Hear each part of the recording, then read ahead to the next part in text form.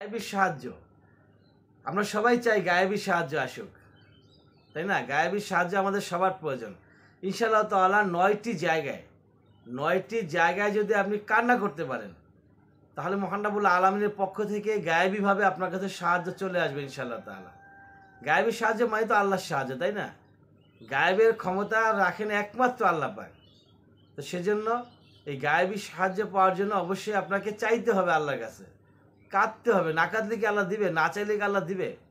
চাইতে হবে, চাইলে আল্লাহ পাক ফেরত দেয় না। নাম্বার ওয়ান, একাকিত্ব। যখন আপনি একা আছেন, একাকিত্ব, আল্লাহর স্মরণে অশ্রু ঝরানো।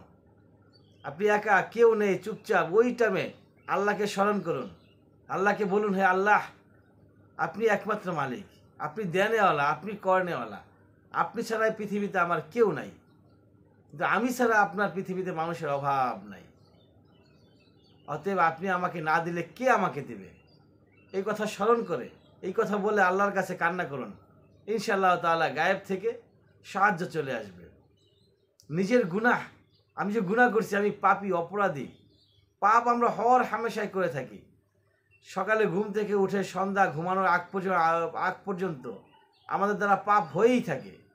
এই পাপগুলোর কথা আল্লাহকে স্মরণ করতে হবে, অনুতপ্ত হইতে হবে যে আল্লাহ, আমি এই পাপ করছি, এই পাপ করছি, আমি এই পাপ আর করবো না, আমাকে তুমি ক্ষমা করে দাও এবং আমাকে তুমি সাহায্য করো। ইনশাআল্লাহ তাআলা সাহায্য চলে আসবে। তারপর হচ্ছে আপনার সিজদার মধ্যে আপনাকে চাইতে হবে। যখন সিজদায় থাকবেন, সিজদার মধ্যে আপনাকে চেয়ে নিতে হবে, এটা সবচেয়ে উত্তম জায়গা। নফল নামাজ, আমরা যখন নফল নামাজে সিজদা দিব, সেই নামাজে আল্লাহর কাছে চাইবো। আল্লাহ পাক সিজদার সময়, আল্লাহ খুব ভালোবাসে মানুষকে। ওই সিজদারত অবস্থা যদি আল্লাহর কাছে কিছু চাওয়া যায়, তাহলে সে চাওয়াটাকে আল্লাহ পাক ফেরত দেয় না। পরীক্ষার হলে অসহায় মনে দোয়া করে কাদা, মনে করে অসহায়, পরীক্ষার হলে অসহায় মনে করে দোয়া করবেন আল্লাহর কাছে যে আমি অসহায় আল্লাহ, পরীক্ষা দিতে আসছি, এক্সাম, খুব বিপদে আছি, একা আমি, এখানে আমি ছাড়া, তুমি ছাড়া আমার আর কেউ নাই। ওই টাইমটাতে যদি আপনি একটু কান্না করতে পারেন, আল্লাহ পাক খুশি হয়ে যাবেন। কবরস্থানের পাশে দাঁড়িয়ে সে মৃত ব্যক্তিদের কথা মনে করুন, অটোমেটিক কান্না চলে আসবে। যদি আপনি মনে করতে পারেন যে এখানে আমার বাবা শুয়ে আছে, এখানে আমার মা শুয়ে আছে, এখানে আমার ভাই, আমার আত্মীয়, আমার প্রতিবেশী, আমার বন্ধু, আমার হচ্ছে পরিচিত লোক, আমার কলিগ এখানে শুয়ে আছেন। একবার চিন্তা করেন যে আমরা একসঙ্গে কথা বলতাম, একসঙ্গে খেলতাম, একসঙ্গে ঘুরতাম, একসঙ্গে খাওয়া দাওয়া করতাম, একসঙ্গে মসজিদে নামাজে যেতাম। আজকে আমি দিব্যি দাঁড়িয়ে আছি এবং সেই লোকটি নাই পৃথিবীতে, সেই মাটির নিচে শুয়ে আছে। তার কথা একটু স্মরণ করুন। তার কথা স্মরণ করলে দুনিয়ার সব কিছু আপনি ভুলে যাবেন। যদি আপনি স্মরণ করতে পারেন, স্মরণ করার মতো স্মরণ করতে পারেন, দুনিয়ার সব কিছু ভুলে যাবেন।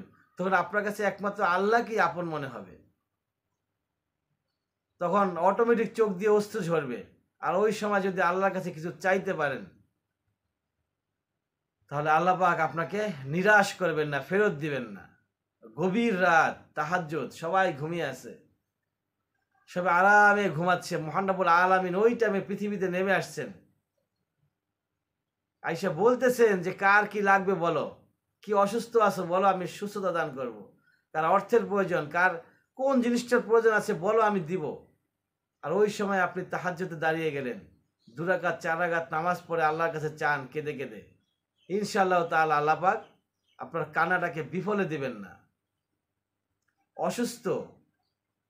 অসুস্থ অবস্থায় হাসপাতালের বেডে শুয়ে আছেন, সেই সময় আল্লাহর কাছে চাইবেন, ইনশাআল্লাহ তাআলা অসুস্থ ব্যক্তির দোয়া আল্লাহ পাক ফেরত দেন না।